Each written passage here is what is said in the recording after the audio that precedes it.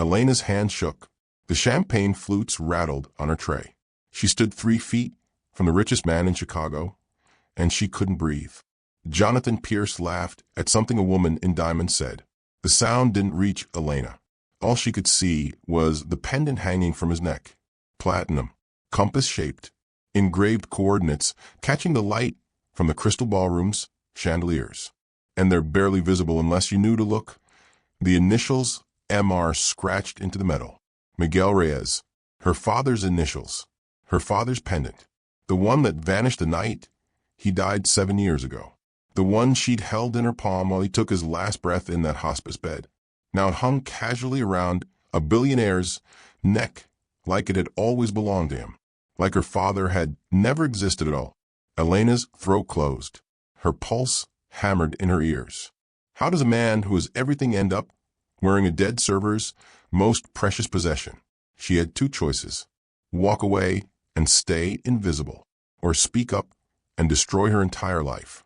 Elena forced herself to breathe. The ballroom pressed in around her.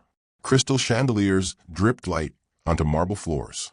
Designer gowns swirled past in colors she couldn't name. The air smelled like expensive perfume and the kind of wealth she'd never touch.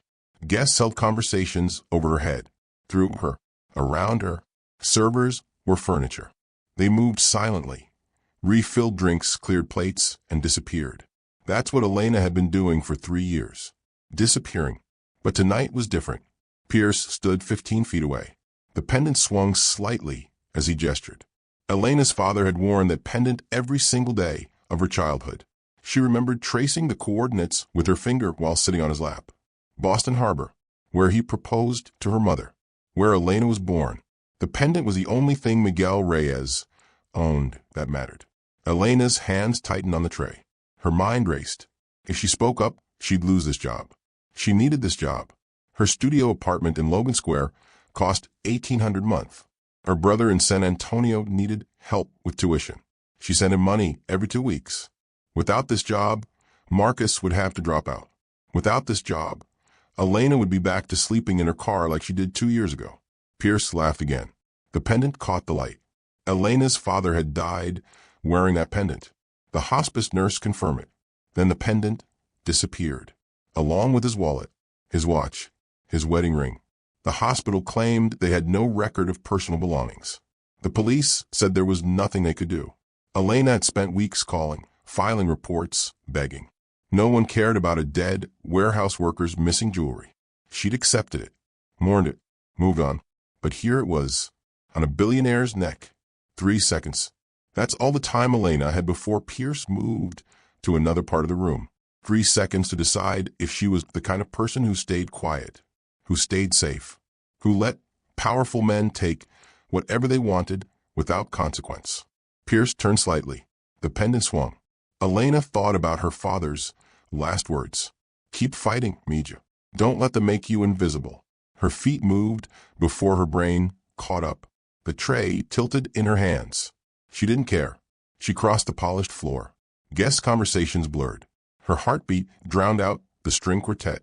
Pierce stood with his back to her, talking to a woman in a silver gown and a man in a perfect tuxedo. Elena stopped behind him. Her voice came out smaller than she wanted. Excuse me, sir. Pierce didn't turn around. The woman in silver glanced at Elena, then away, like Elena was a smudge on a window. The man in the tuxedo didn't even look. Elena's throat tightened. She tried again. Sir, I need to. Just leave it on the table. Pierce gestured vaguely without looking back. Elena's face burned. The tray shook in her hands. She stepped closer, close enough to see the pendant clearly, close enough to confirm what she already knew.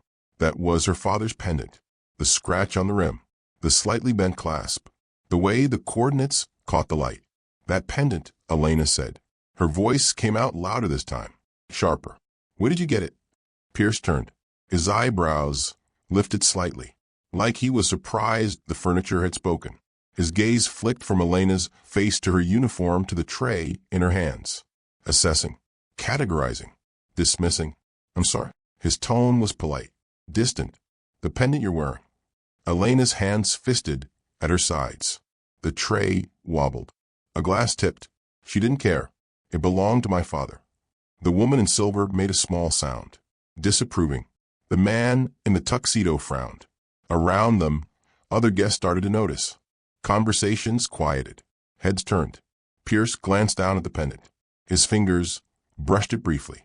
Then he looked back at Elena with a smile that didn't reach his eyes. I'm afraid you're mistaken. I'm not mistaken. Elena's voice shook. That's a compass pendant with coordinates engraved on it. Boston Harbor. The initials MR are scratched into the back rim. My father wore it every day until he died 7 years ago. It disappeared from the hospital, and now you're wearing it. Pierce's smile didn't move, but something flickered behind his eyes. Calculation. He straightened his shoulders, adjusted his cufflinks. The pendant swung against his chest. I purchased this pendant from an estate sale 3 years ago. His voice carried across the room now, confident, commanding.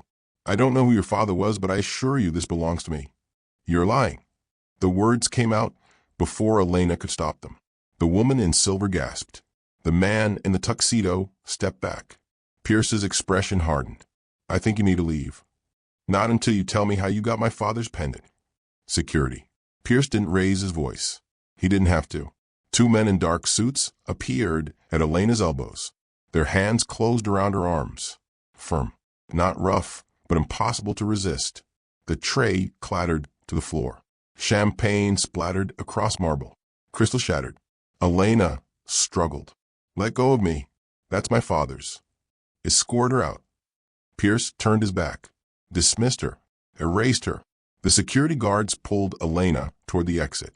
Her feet scraped against the floor. Other servers watched with wide eyes.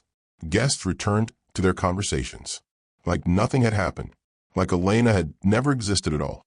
But as the guards dragged her past the crowd, Elena saw something that made her blood freeze.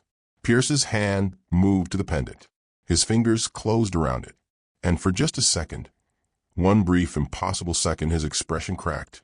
Guilt flashed across his face before the mask slid back into place. He knew exactly where that pendant came from. 7 years ago, Elena sat in a hospice room that smelled like disinfectant and death. Her father lay in the narrow bed, his skin gray, his breathing shallow. Lung disease. Too many years working in warehouses without proper ventilation. Too many years breathing in dust and chemicals and air that wasn't meant for human lungs. Miguel's hand shook as he reached for the pendant around his neck. His fingers fumbled with the clasp. Elena helped him. The metal was warm from his skin. Keep this safe. His voice was barely a whisper. Don't let them take it. Dad, you need to rest. Promise me, Mija. Elena's throat closed. She wrapped her fingers around the pendant. I promise. Miguel smiled. His eyes closed. 3 hours later, he was gone. The hospital took his body. Elena went to collect his belongings the next day. They handed her a plastic bag. His clothes, his shoes, nothing else. The pendant was gone. His wallet, his watch, his wedding ring, all gone. The nurse claimed there was nothing else. The administrator said they had no record. The police took a report and did nothing. Elena never saw the pendant again, until tonight. She stood outside the Sterling Grand Hotel, rain soaking through her uniform. Fired, humiliated, broke, but absolutely certain of what she'd seen. Before we dive deeper into Elena's fight for the truth, if stories like this, where ordinary people stand up to power despite the cost, resonate with you, hit that subscribe button. I share stories like Elena's every week, stories the world needs to hear. Now, let's see what Elena does next. Elena's apartment door had a notice taped to it. White paper, red letters. Final eviction notice. She had 14 days. She unlocked the door and stepped into the studio that had never felt like home, just a place to sleep between shifts. Now she didn't even have the shifts. Her phone buzzed. Marcus, her younger brother. She almost didn't answer. Elena? His voice was tight, worried. I saw the news. Are you okay? I'm fine. They're saying you attacked a billionaire at some charity event. Elena closed her eyes. Of course they were. I didn't attack anyone. I asked him about Dad's pendant. Silence on the other end. Then Elena, Dad's pendant is gone. It's been gone for 7 years. I saw it, Marcus. I saw it around Jonathan Pierce's neck. Another pause. Longer this time. Listen, I hate to ask right now, but tuition is due Friday. I know. Elena's chest tightened. I'll figure it out. She hung up before he could hear her voice break. She sat on her mattress on the floor and opened her laptop. Jonathan Pierce. She typed the name into the search bar. 1,000 results appeared. Tech, billionaire, innovator, philanthropist, Forbes profile, TED Talk, charity, galas, the Harrison Foundation, dedicated to supporting underprivileged inventors and entrepreneurs. Elena clicked through page after page. Pierce's smiling face stared back at her from every photo, shaking hands with mayors, cutting ribbons at innovation centers, presenting oversized checks to grateful recipients. The Pierce Innovation Grant Program. Elena clicked the link. A list of names scrolled down the screen. Dozens of inventors who'd received mentorship and funding from Jonathan Pierce. Success stories, testimonials, grateful faces. Elena's stomach turned. How many of them had he stolen from? Her phone buzzed again. Unknown number. She stared at it. Her finger hovered over decline. She answered. Elena Reyes? A woman's voice. Cautious. This is Denise Crawford. I'm the events manager at Sterling Grand Hotel. We met tonight. Elena sat up straighter. I remember. I'm not supposed to call you. If anyone finds out, I could lose my job. Then why are you calling? Denise exhaled slowly. Because I watched what happened tonight. And I don't think you're crazy.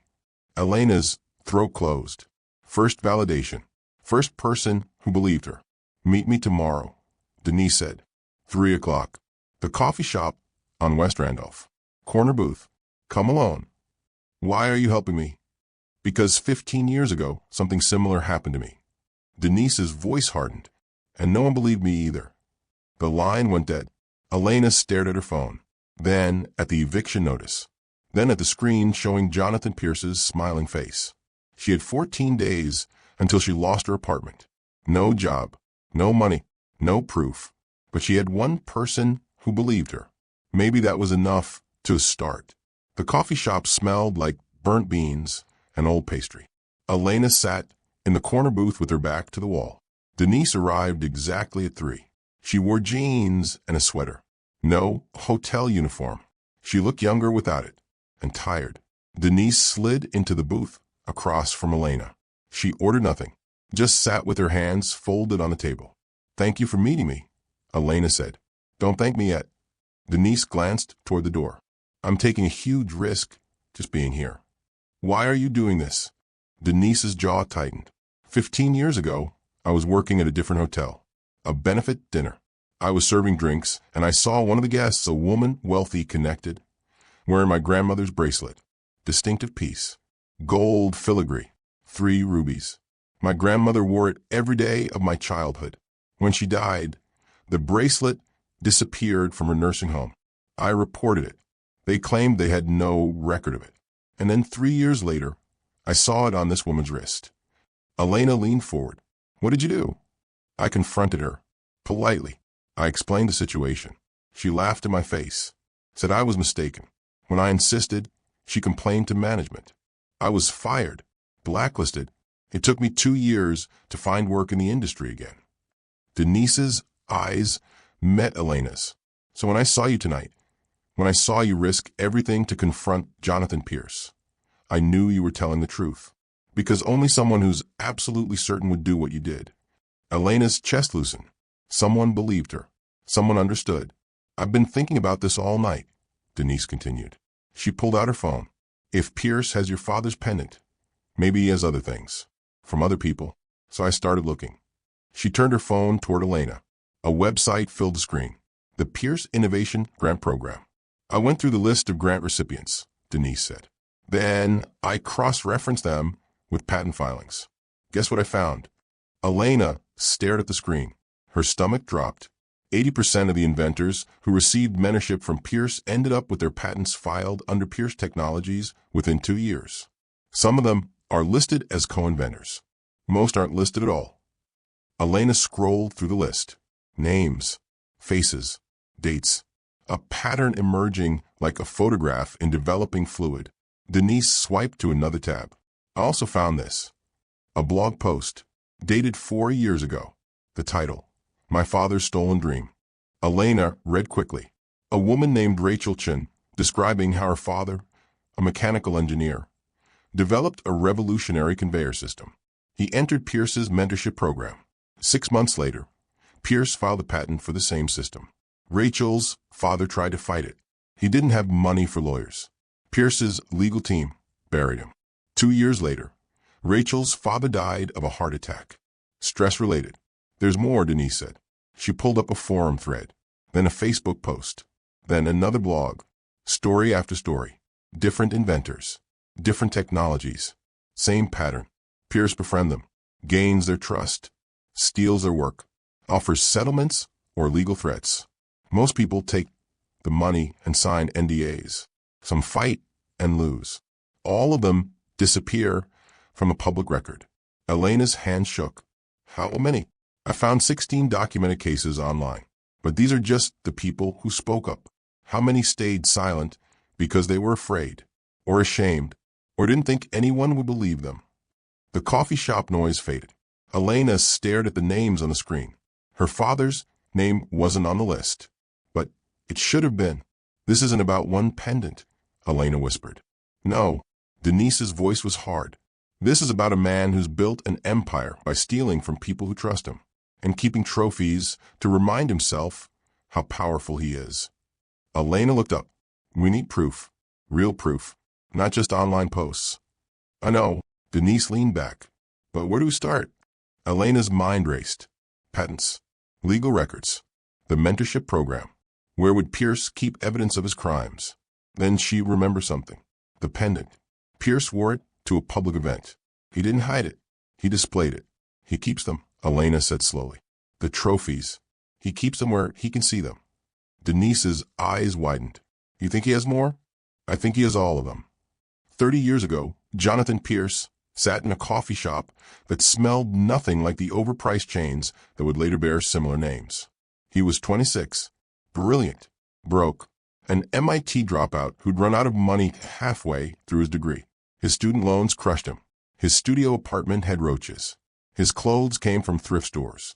But his mind saw systems and patterns and solutions that other people missed. He worked nights at a warehouse in South Boston, loading trucks, scanning boxes, mindless work that paid $9 an hour, barely enough to survive. That's where he met Miguel Reyes. Miguel was a logistics manager, 15 years older than Jonathan. Calm, patient, smart in a way that had nothing to do with degrees.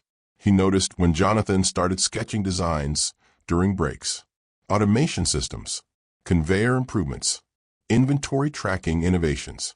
You drew these? Miguel asked one night. Jonathan shrugged. Just ideas. These aren't just ideas. Miguel studied the sketches. These could revolutionize warehouse operations. They started talking. Late nights after shifts. Miguel bought coffee. Jonathan brought designs. Miguel understood the practical applications. Jonathan understood the technology. Together, they developed something neither could have created alone. A fully automated warehouse management system that could cut labor costs by 60% while increasing efficiency by 40%. Miguel was excited. He talked about patenting it, selling it, using the money to send his daughter to college, maybe retiring early, spending time with his family. Jonathan smiled and nodded and saw opportunity. He told Miguel he had a friend who was a patent lawyer. He offered to handle the legal paperwork. Miguel trusted him. Why wouldn't he? They were partners, friends. They'd built this together. Jonathan filed the patent under his name alone, just his name. Miguel Reyes appeared nowhere in the documents. When the patent was approved, Jonathan approached Miguel in the warehouse parking lot. He had an envelope in his hand. What's this? Miguel asked. A settlement, Jonathan said. His voice was calm, professional, like he'd rehearsed it. $50,000 for your contribution to the project. Miguel's face went pale. Contribution? We built this together. Actually, you provided some initial ideas. I did the technical work. The patent is in my name. Legally, the invention belongs to me. You lied to me. Miguel's voice shook. You stole from me. Jonathan shrugged. I'm giving you a choice, Miguel.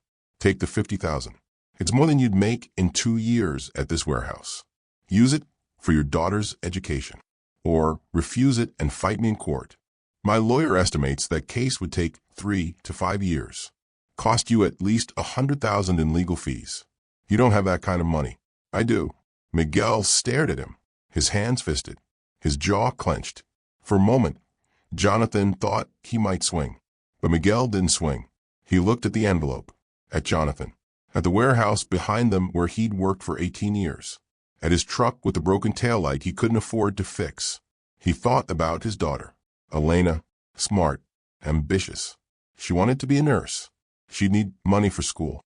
Miguel had nothing saved, nothing to give her except long hours and broken promises.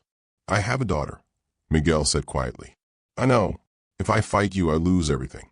Time, money, maybe my job, and I still lose. Jonathan said nothing. He just held out the envelope. Miguel took it. His hand shook. Shame flooded his face. He couldn't look at Jonathan. I need one more thing, Jonathan said.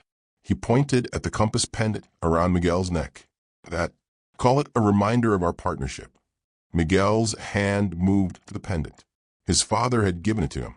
Boston Harbor coordinates, where he'd proposed to Elena's mother, where his daughter was born, the most important places in his life, engraved in metal. You're taking everything from me, Miguel whispered. And you want this too? Consider it part of the settlement. Miguel removed the pendant. His fingers lingered on the metal. Then he dropped it into Jonathan's palm without looking at him. Jonathan closed his fist around it. Warm from Miguel's skin, he slipped it into his pocket. Miguel signed the settlement that night. The NDA too. He never spoke about the invention again. He worked at the warehouse for 7 more years. Then his lungs gave out.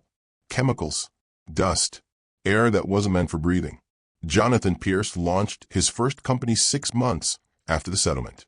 The automated warehouse system made him a millionaire within 3 years. He wore Miguel's pendant to his first board meeting, his first investor pitch, his first gala. He told himself it was a trophy, a reminder of his first victory, proof that he'd done what was necessary to survive. But late at night, alone in his penthouse overlooking the city, Jonathan touched the pendant and felt something else. Something he didn't have a name for. Something that tasted like ash. He never took the pendant off. Over the next 30 years, Jonathan built an empire. The Pierce Innovation Grant Program, mentorship opportunities for underprivileged inventors. He befriended them, learned their designs, stole their patents, offered settlements or legal threats. Most took the money. Some fought and lost. And from each one, Jonathan took something.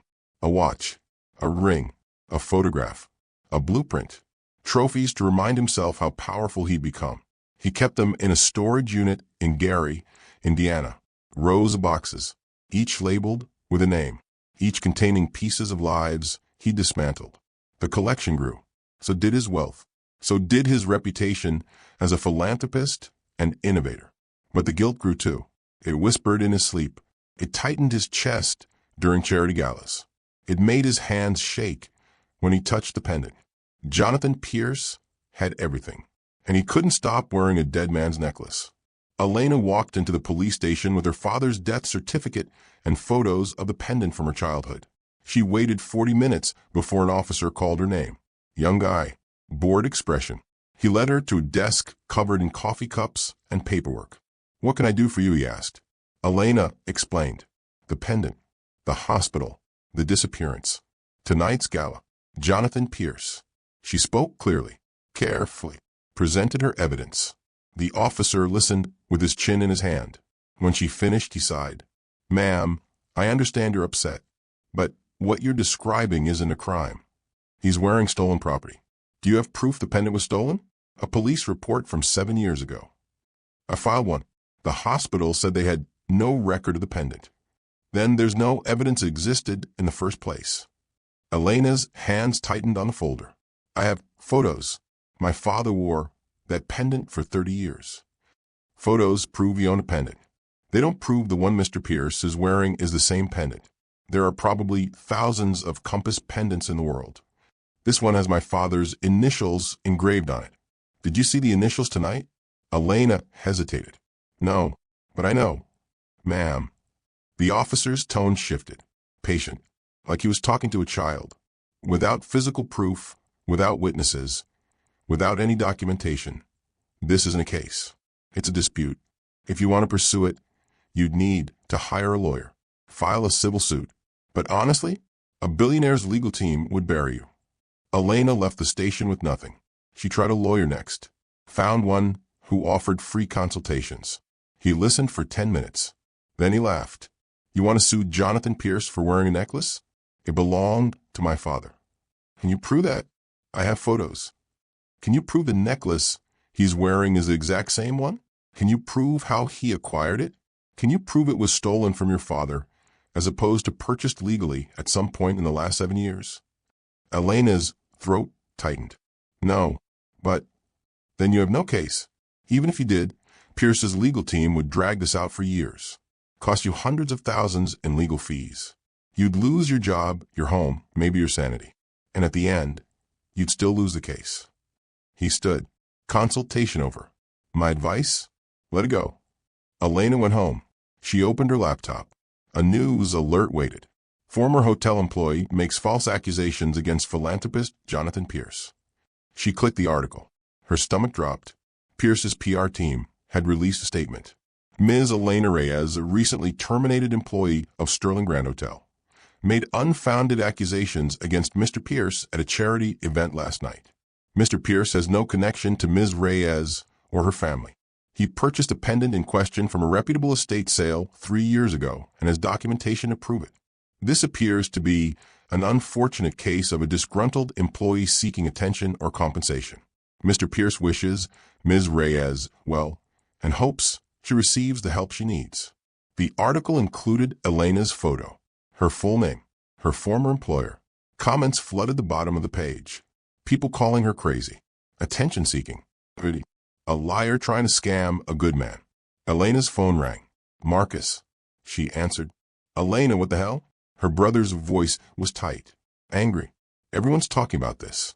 My friends are sending me links. They're saying you attacked a billionaire because you want money. That's not what happened. Then what did happen? I told you. I saw Dad's pendant. Jesus Christ, Elena. Marcus exhaled hard. Dad's pendant is gone. It's been gone. You need to let this go before you ruin your life. I can't. Yes, you can. You just won't. His voice cracked. I can't deal with this right now. I have midterms. I need to focus. Don't call me until you figured your shit out. He hung up. Elena sat in her apartment, alone, fired, evicted. Her brother wouldn't talk to her. The police dismissed her. A lawyer laughed at her. The media painted her as unstable. She opened her laptop. Another alert. A job interview she'd scheduled last week canceled. She checked her email. A rejection from another potential employer. We've decided to pursue other candidates. She Googled her own name. The article appeared first, then another, and another, all painting her as a liar, a fraud, a disgruntled employee. Rock bottom felt like this, like drowning in a room full of air. Her phone buzzed. Unknown sender. An email. Subject line. I know about the pendant. Elena's hand hovered over delete. Probably a reporter, or a troll, or someone else ready to call her crazy. She opened it anyway. I worked for Jonathan Pierce for 15 years.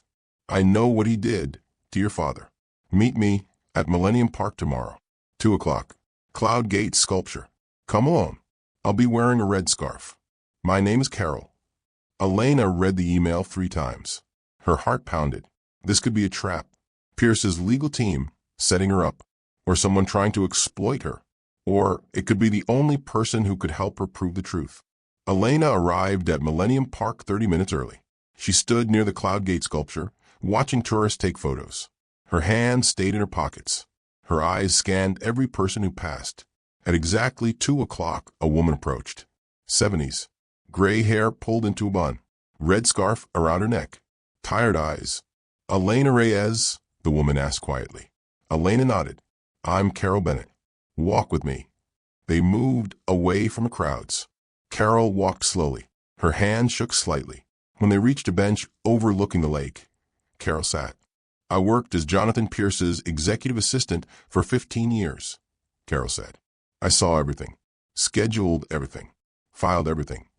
Why contact me now? Because I saw the news. I saw what he did to, and I'm tired of staying quiet. Carol's jaw tightened. Pierce keeps a storage unit in Gary, Indiana.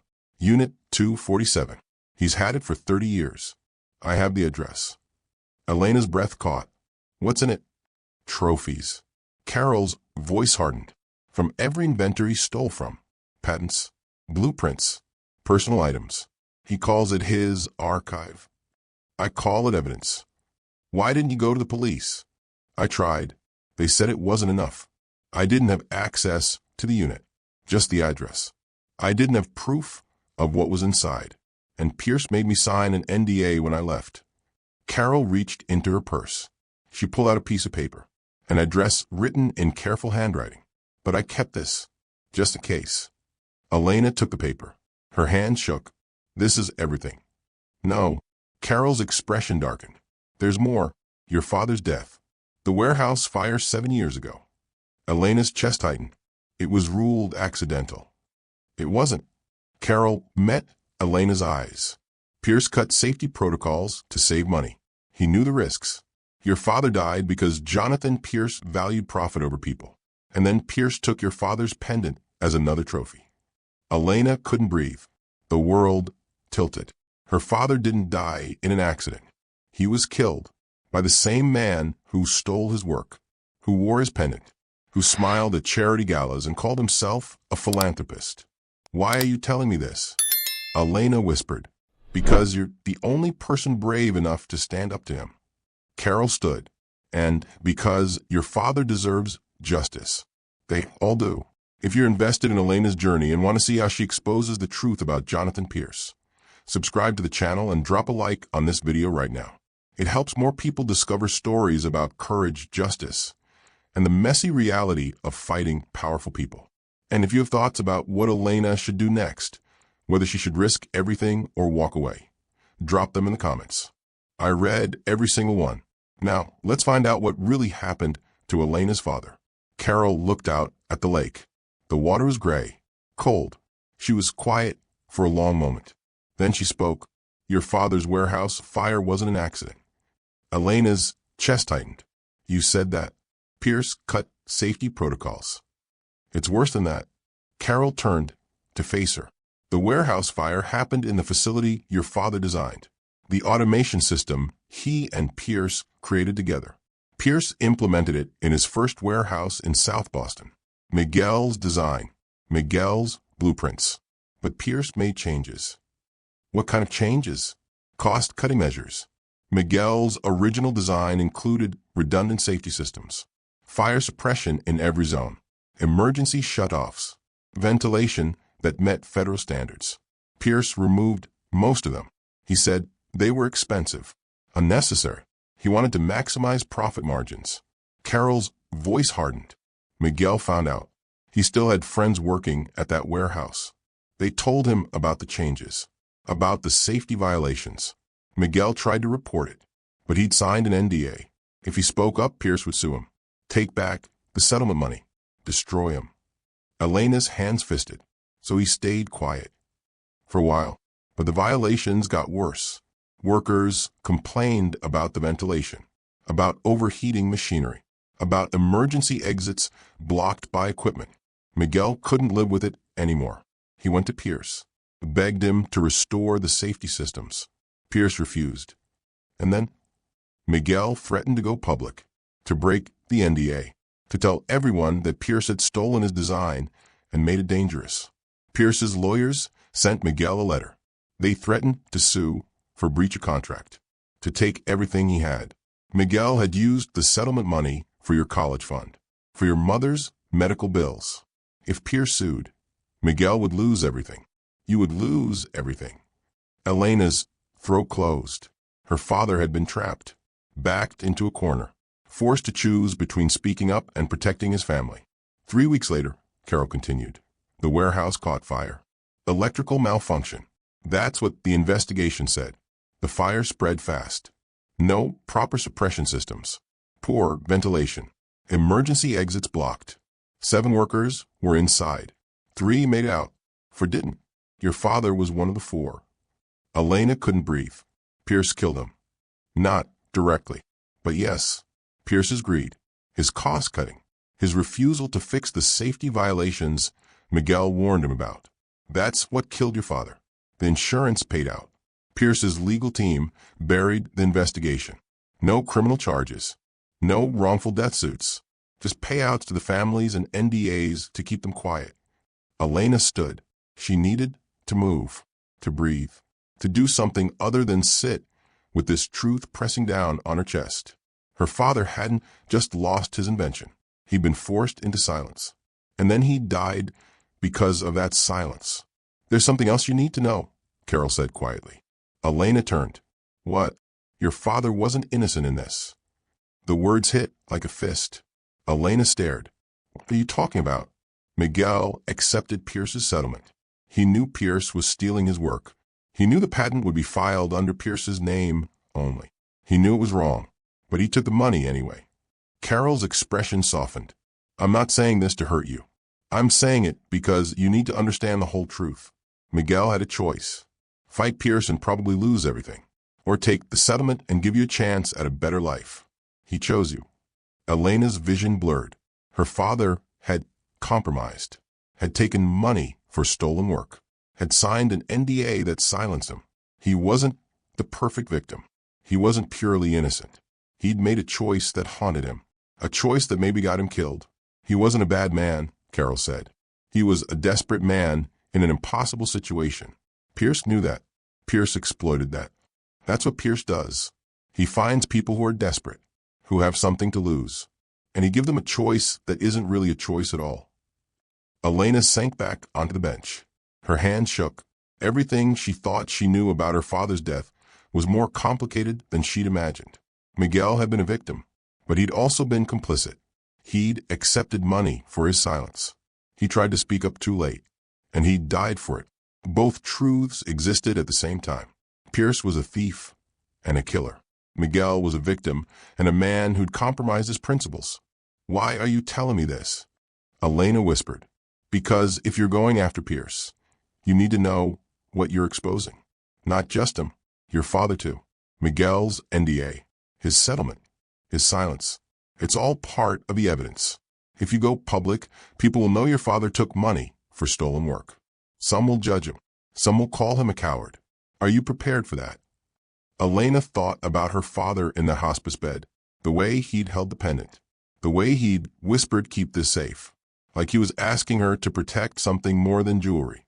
Maybe he was asking her to protect his memory, his reputation, the version of himself he wanted her to remember.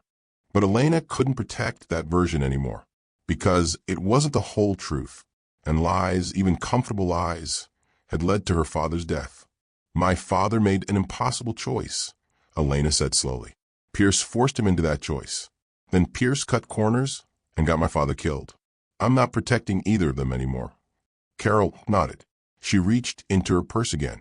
This time she pulled out a USB drive. Then you're going to need this.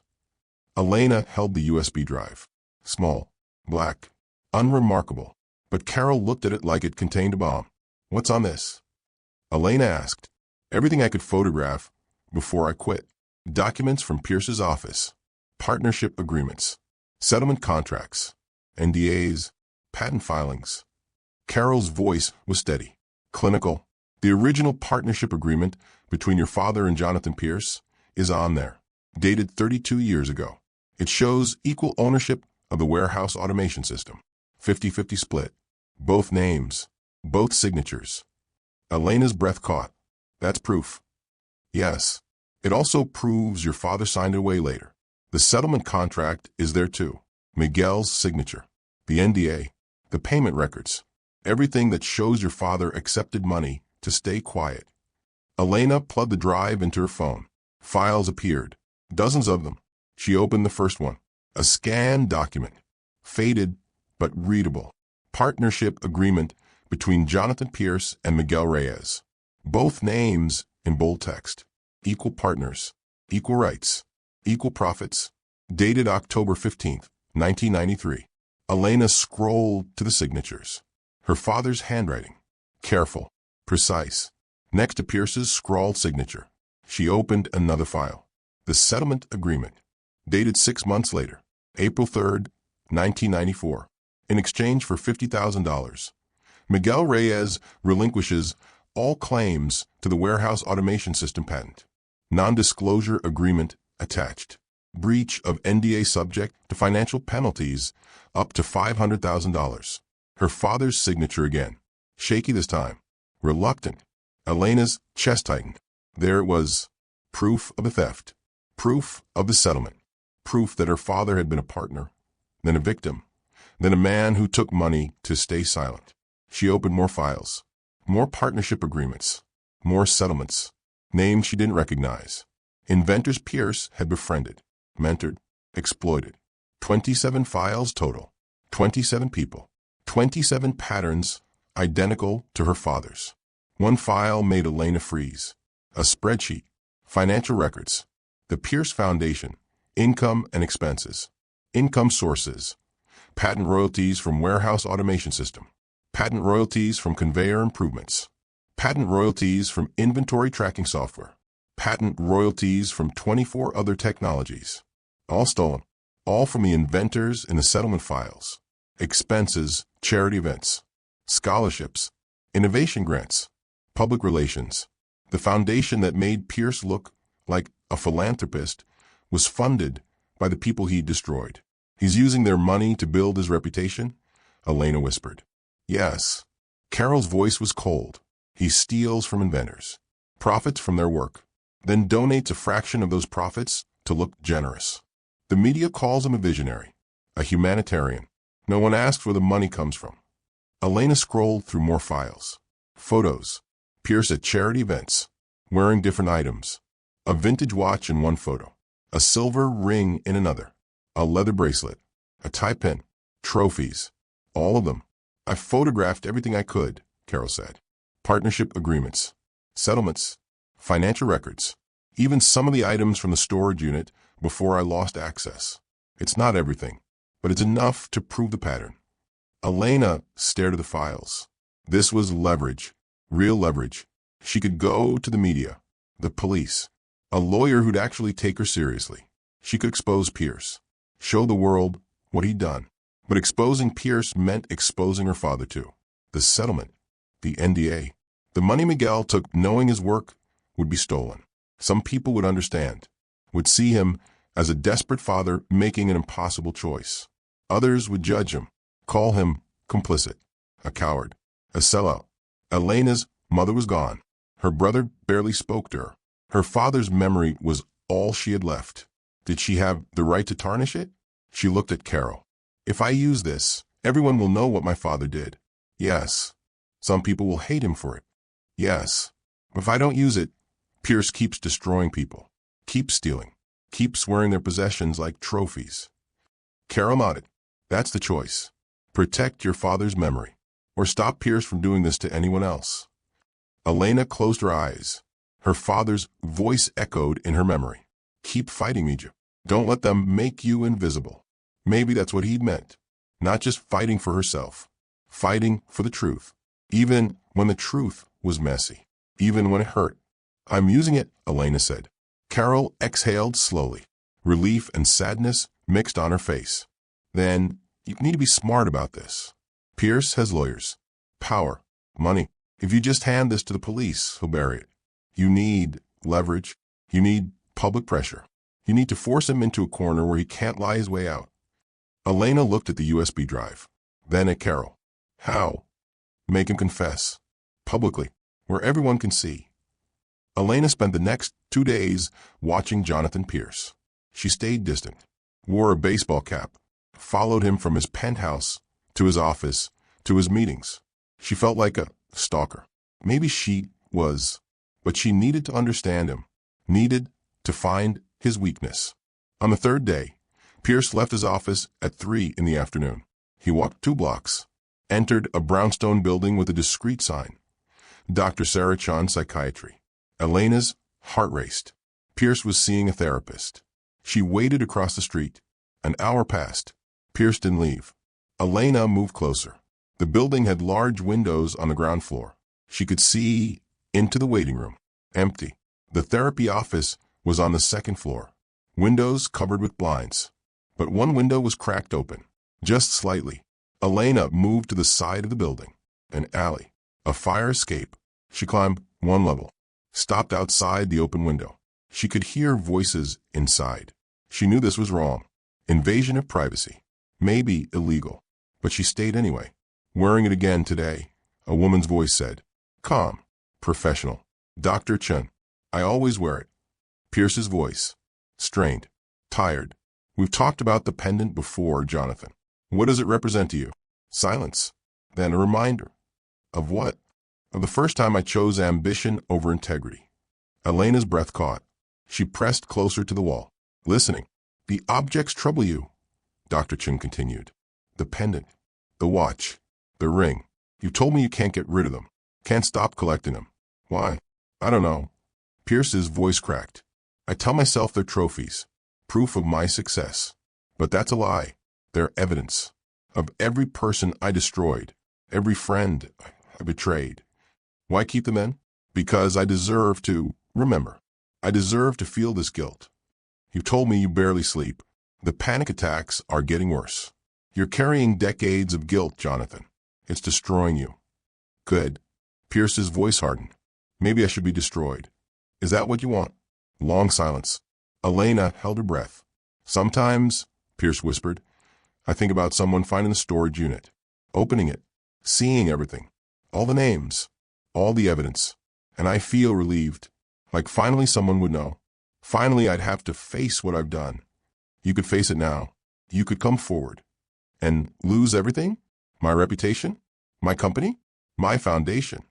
Your foundation is built on stolen work. You've said that yourself. I've also helped people with that foundation. Real people. Does that count for nothing? Does it absolve you? Pierce didn't answer. The pendant, Dr. Chen said. Miguel Reyes. You've mentioned him before. He was the first. He was my friend. Pierce's voice broke. He trusted me. We built something together. Something brilliant. And I stole it from him. Then I watched his design kill him because I cut corners to save money. I took his pendant the day I forced him to sign the settlement. I've worn it for 30 years. And I can't take it off. Elena's eyes burned. Pierce knew. He'd always known. The guilt was eating him alive. And he couldn't stop. What would it take? Dr. Chen asked. For you to stop punishing yourself? Someone brave enough to make me face the truth. Someone who won't let me hide anymore. Elena stepped back from the window. Her hand shook. She'd thought Pierce was a monster. Evil. Unrepentant. But he wasn't. He was a man drowning in guilt. Too much of a coward to confess, but desperate for someone to force his hand. Pierce didn't need to be exposed. He wanted to be exposed. He was waiting for someone brave enough to do it. Elena climbed down the fire escape. She walked back to her apartment. Her mind raced. Pierce's weakness wasn't physical. It was psychological. He wanted to be caught, wanted to confess, wanted someone to take the choice away from him. She could give him that. She could force him into a corner, make confession his only option, make him choose between his reputation and his conscience. But she needed the right moment, the right audience, the right pressure. She needed a plan. Elena sat in her apartment with her laptop open. Carol's USB drive plugged in. Files spread across the screen. Partnership agreements, settlements, photos, financial records. Everything she needed to destroy Jonathan Pierce. But she couldn't do this alone. She called Denise first. I need your help, Elena said. I figured. Denise's voice was steady. What do you need? Pierce hosts his annual innovation gala in 2 weeks. Chicago Cultural Center. I need to get in. Elena, you were escorted out of his last gala. Security will recognize you. That's why I need you. You still have hotel connections. You can get me in as a guest. Someone's +1. Denise was quiet for a moment. If this goes wrong, I lose my job. I know. I'm not asking you to risk that unless. I'm in. Denise cut her off. Pierce destroyed my career 15 years ago. If there's a chance to watch him answer for what he's done, I want to be there. Elena exhaled. Thank you. Next, she called Marcus, her younger brother. He answered on the fourth ring. Elena. His voice was cold. Careful. Marcus, I need to talk to you. I'm busy. Please. Just 5 minutes. Silence.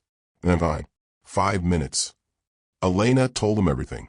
Carol, the USB drive, the documents, the storage unit, the truth about their father's death. Marcus didn't interrupt. When she finished, he was quiet for a long time. Dad took the money. Marcus said finally. He signed the NDA. He was complicit. He was desperate. Pierce exploited that. Both things can be true. Marcus's voice softened. I'm sorry I didn't believe you. I thought you were spiraling. But if you're right about this, if Pierce really did all of this, I need your help. You're good with tech, with presentations. I need something that will show the pattern. Photos, documents, names. Something Pierce can't dismiss or deny. Marcus exhaled. When? 2 weeks. His innovation gala. You're going to confront him publicly? Yes. Elena, he has lawyers. Security. If you do this, he'll come after you. I know, but I can't let him keep doing this to people. And I think part of him wants to be stopped. I think he's waiting for someone to force his hand. Marcus was quiet. Then, send me the files. I'll build something that will make it impossible for him to hide. Elena's chest loosened. Her brother believed her. He was helping her. Thank you, she whispered. Don't thank me yet. If this goes wrong, we're both screwed. Elena met with Carol and Denise 2 days later. A coffee shop. Back corner. They huddled over Elena's laptop. Marcus is building a multimedia presentation. Elena explained. Photos of Pierce with each inventor. Side-by-side comparisons of patent filings. The settlement contracts. The financial records showing the foundation is funded by stolen work. Everything Carol gave me. Carol nodded. How will you present it? The gala has a stage, a projection system for Pierce's speeches. Marcus can hack into it. We'll take over the screens during Pierce's opening remarks. Denise leaned forward. That's bold. Also illegal. I know, but if we just send this to the media, Pierce's lawyers will bury it. Call it fabricated. Stolen. Inadmissible. We need to force him to respond in the moment. In front of witnesses. Media. Donors. People he can intimidate or pay off. And if he denies it, Carol asked, then I confront him. Publicly. I tell my father's story. I ask him how he got the pendant. I make him choose between lying in front of everyone or telling the truth. Denise frowned. What if he lies? He won't. Elena met their eyes. I followed him. I heard him talking to his therapist. Pierce is drowning in guilt. He wants to be caught. He's just too much of a coward to confess on his own. But if I push him, if I give him no way out, I think he'll break. Carol's expression hardened. And if he doesn't, if he fights back, then I have the documents, the proof. I'll release everything to the media. Let the court of public opinion decide. Denise exhaled slowly. This is risky as hell. I know. If Pierce sues you for defamation or stolen documents, you could lose everything. I don't have anything left to lose. Carol reached across the table. She put her hand over Elena's. Your father would be proud of you. Elena's throat tightened. She wasn't sure that was true. Her father had chosen silence to protect her. Now she was choosing truth, no matter the cost. Maybe that was its own kind of honoring him. That night, Elena sat alone in her apartment. She looked at her father's photo on her phone. Miguel smiling, wearing the pendant, young, hopeful, before Pierce, before the settlement, before the guilt that probably ate at him for years. I'm sorry, Dad, Elena whispered. I'm sorry I have to do this, but I can't let him keep destroying people. She set the photo down, opened her laptop, reviewed the plan one more time. 2 weeks until the gala. 2 weeks to prepare. 2 weeks to give Jonathan Pierce one last chance to choose the truth, or force him to face it anyway. The Chicago Cultural Center glittered like a jewel box. Marble staircases, stained glass dome, chandeliers that cost more than Elena would earn in a lifetime. Guests arrived in limousines, tuxedos and gowns, cameras flashing. the city's elite gathering to celebrate Jonathan Pierce and his commitment to innovation. Elena stood outside in her mother's old dress. Navy blue. Simple. The hem was frayed. The zipper stuck. But it was all she had. Denise waited beside her in a borrowed gown. "You ready?" Denise asked. Elena's hands shook. She clasped them together. "No, but I'm doing this anyway." They walked through the entrance. Security checked names. Denise gave hers, plus guest. The guard waved them through without looking twice. Elena exhaled. First obstacle cleared. The ballroom was massive. 300 people. Maybe more. Donors. Investors. Media. A stage at the front with a podium and massive projection screens. Pierce's Innovation Gala. His annual celebration of the inventors he mentored. The inventors he destroyed. Elena scanned the crowd. She spotted Carol near the back. Red scarf again. Their agreed signal. Marcus was somewhere in the building, in a utility room with his laptop, ready to hack into the projection system. Then Elena saw him, Jonathan Pierce, center of the room, surrounded by admirers, smiling, shaking hands, accepting congratulations. And around his neck, the pendant, Miguel's pendant, catching the light, impossible to miss. Pierce's gaze swept the room. He froze when he saw Elena. His smile faltered. His hand moved unconsciously to the pendant. For 3 seconds, they stared at each other across the crowd. Recognition. Fear. Something else Elena couldn't name. Then Pierce turned away, rejoined his conversation. But his hand stayed on the pendant. Elena's phone buzzed. Marcus. One word, ready. The lights dimmed. Music played. A woman's voice over the speakers. "Ladies and gentlemen, please welcome our host, Jonathan Pierce." Applause filled the room. Pierce walked to the stage. Confident. Poised. He took the podium. The screens behind him displayed his company logo. "Thank you all for being here tonight," Pierce began. His voice was smooth. Practiced. "For 30 years, I've dedicated my life to supporting innovation, to giving brilliant minds the resources they need to change the world. Tonight, we celebrate those minds. We honor their contributions. We recognize their excellence." Elena's jaw clenched. She thought about the 27 inventors in Carol's files, the stolen patents, the ruined lives. Pierce's voice made it sound noble, generous, like he'd given instead of taken. "The Inventor Excellence Award," Pierce continued, "goes to individuals who embody the spirit of innovation, who push boundaries, who refuse to accept." The screens behind him flickered. Pierce stopped mid-sentence. He turned. Confusion crossed his face. The screens went black. Then images appeared. A photo. Jonathan Pierce shaking hands with a man in his 50s, both smiling. Below the photo, Thomas Chin, 1998. Next to that photo, a patent filing. Warehouse conveyor system, filed by Jonathan Pierce, sole inventor. Next to that, an obituary. Thomas Chin, died 2003, heart attack. The image changed. Another photo, Pierce with a woman in her 40s. Below, Rachel Morrison, 2005, patent filing, inventory tracking software, filed by Jonathan Pierce. Next to that, a news article. Rachel Morrison files for bankruptcy, 2008. The pattern repeated. Photo after photo. 28 inventors. 28 stolen patents. 28 lives destroyed. The ballroom went silent. Heads turned toward the screens. Whispers rippled through the crowd. Then Miguel's face appeared. Largest of all, black and white photo.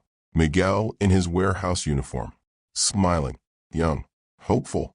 Below his photo, Miguel Reyes, 1993. Partnership agreement. Warehouse automation system. Equal partners with Jonathan Pierce. Next image, patent filing, 1994. Warehouse automation system.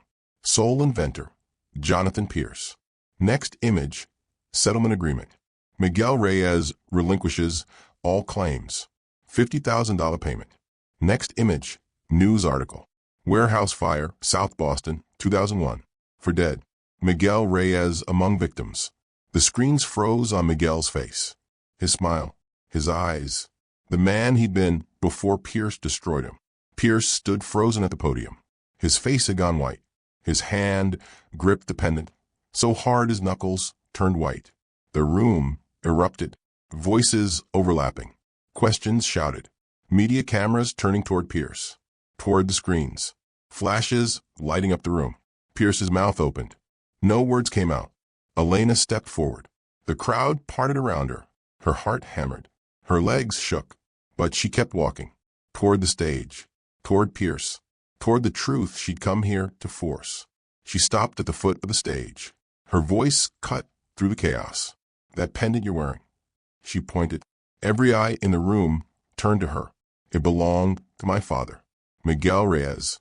You were his partner. You stole his work, and then he died in a warehouse your cost-cutting made deadly." Pierce stared at her. His lips moved, but no sound came out. "Tell them," Elena said. Her voice didn't shake. "Tell them how you got that pendant. Tell them about the storage unit. Tell them about the 27 other inventors you destroyed. Tell them the truth." The room held its breath. Cameras pointed at Pierce, at Elena, at the screens still showing Miguel's face. Pierce's hand trembled on the pendant. His facade cracked. For the first time since Elena had met him, Jonathan Pierce looked small. Pierce's PR manager rushed toward the stage. A man in an expensive suit, damage control written across his face. He reached for the microphone.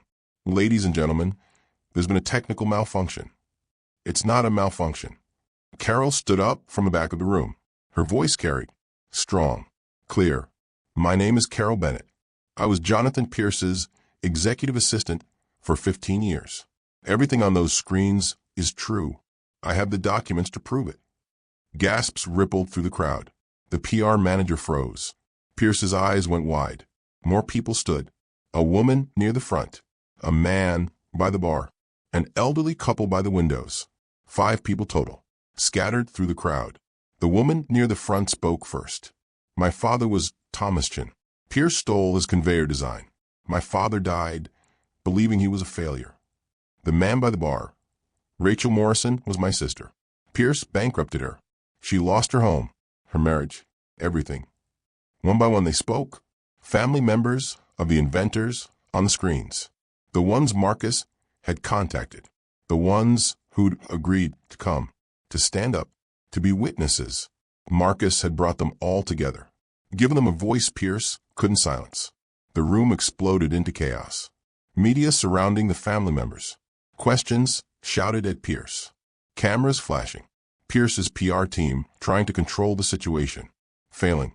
Pierce stood at the podium, alone, his hand still on the pendant, his face gray, his breath coming in short gasps. His lawyer appeared at his side, a woman in a sharp suit. She leaned close, whispered urgently in Pierce's ear. Elena couldn't hear the words, but she could read the lawyer's expression. Exit strategy. Deny everything. Blame Carol. Claim the documents are fraudulent. Destroy Elena's credibility. Sue for defamation. Bury this in court for years. Pierce could do it. He had the money, the power, the lawyers. He could turn this around. Make himself the victim. Make Elena the villain. The lawyer stepped back, waiting for Pierce's answer. The room waited too. Hundreds of people, all watching, all waiting to see what Jonathan Pierce would do. Pierce looked at the screens, at Miguel's face, at the partnership agreement, at the settlement, at the news article about the fire. He looked at Elena, standing at the foot of the stage, her mother's old dress, her father's eyes, her hands fisted at her sides, refusing to back down. He looked at the family members standing in the crowd, the people he'd destroyed, the ones brave enough to stand up. He looked at Carol, the assistant who'd kept his secrets for 15 years, who'd finally chosen truth over loyalty. His hand moved to the pendant. His fingers traced the engraved coordinates. Boston Harbor, where Miguel proposed to his wife, where Elena was born, the most important places in Miguel's life, worn around Pierce's neck for 30 years like a trophy, like a burden, like a reminder of the man he'd chosen to become. Pierce's lawyer whispered again, more urgent this time. "Jonathan, deny it. We can fix this." Pierce closed his eyes. When he opened them, something had changed. The mask was gone. The polished philanthropist, the confident innovator. All of it stripped away. What remained was a man who'd been running from the truth for 3 decades. And he was tired, so tired. Pierce stepped away from his lawyer. He walked to the edge of the stage. He reached into his pocket. Pierce pulled something from his pocket. Small, metal, a key. He held it up so everyone could see. The room went silent. Even the media stopped shouting. Pierce stepped down from the stage. His legs shook. His hand trembled. But he kept walking. Toward Elena. The crowd parted. No one spoke. No one moved. Everyone watched. Pierce stopped in front of Elena, 2 feet away, close enough to see the guilt carved into his face. The sleepless nights. The decades of weight he'd been carrying. He extended the key toward her. His hand shook so badly the key rattled. Gary, Indiana. His voice cracked, barely above a whisper. But the room was so quiet everyone heard. Unit 247. Everything you're looking for is there. Elena stared at the key.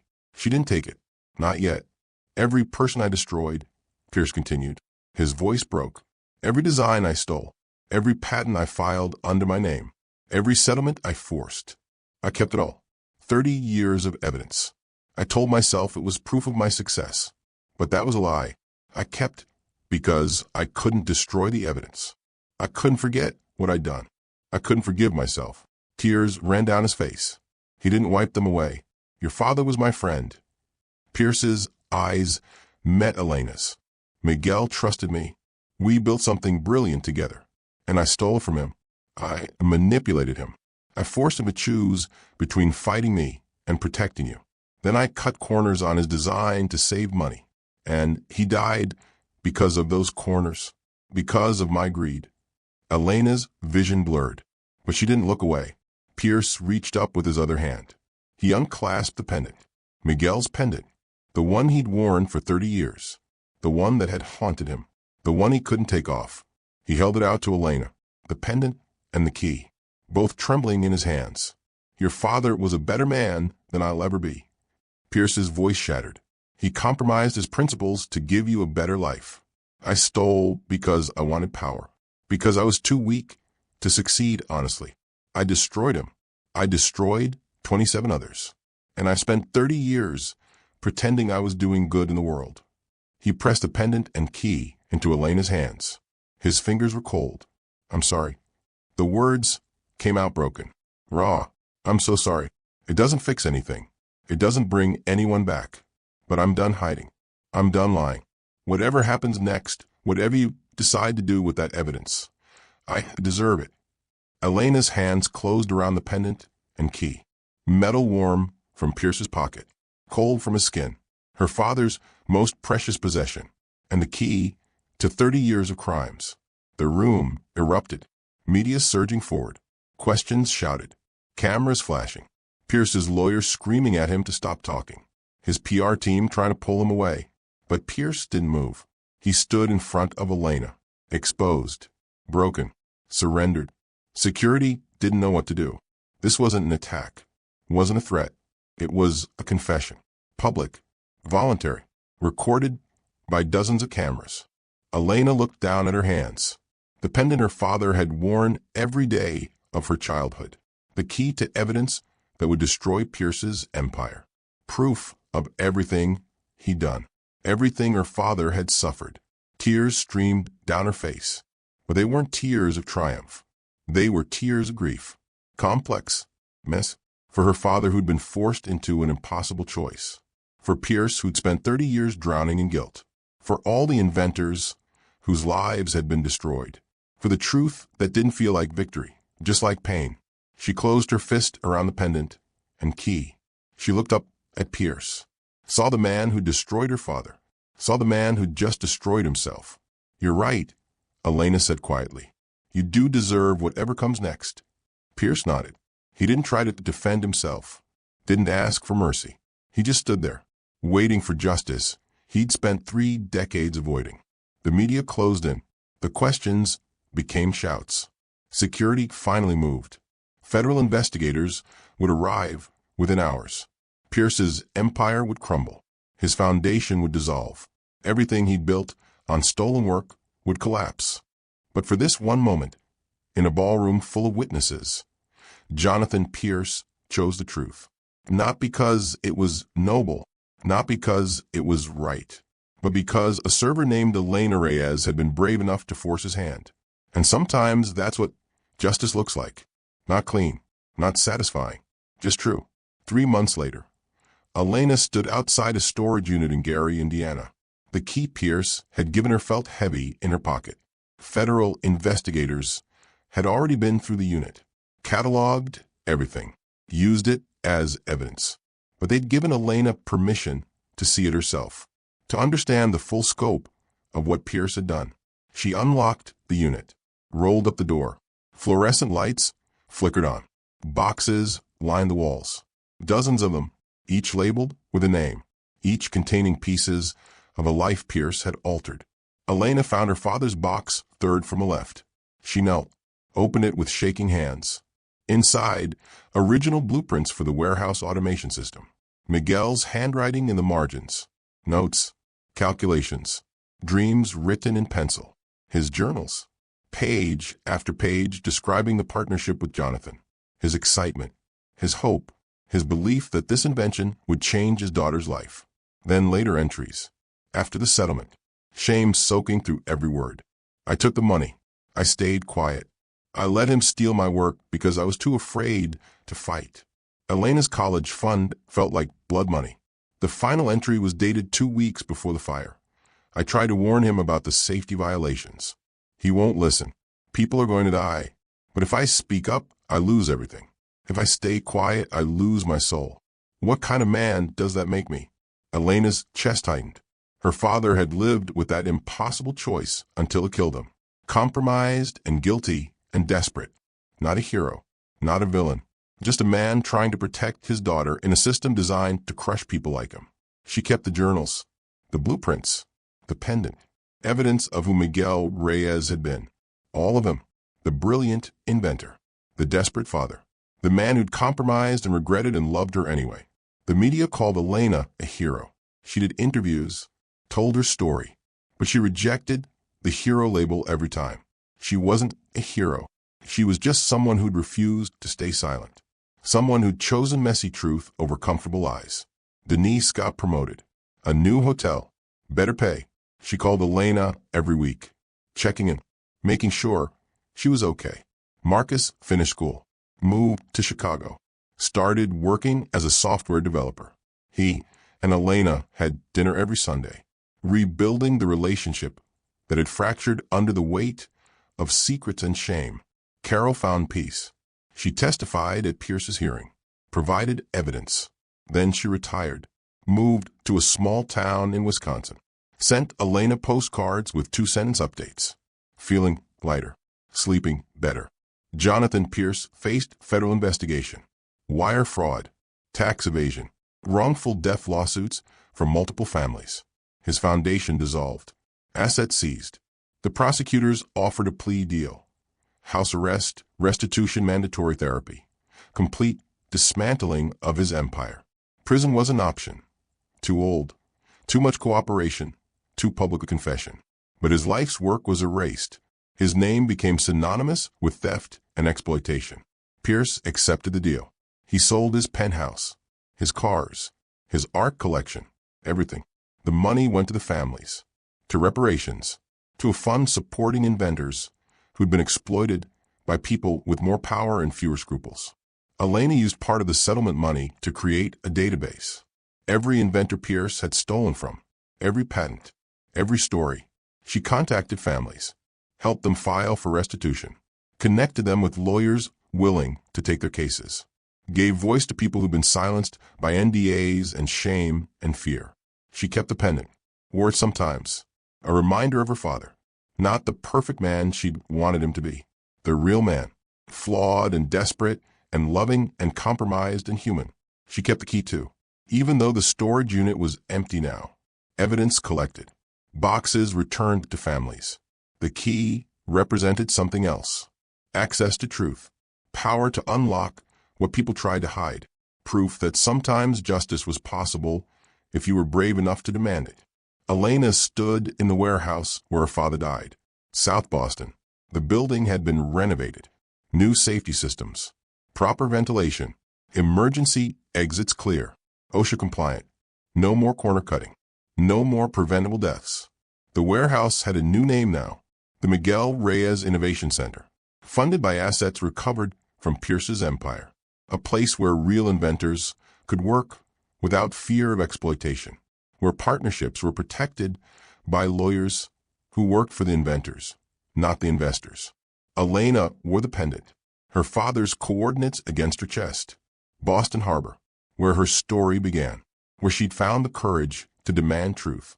A plaque hung by the entrance. She'd written the words herself. For everyone who compromised because the system gave them no choice.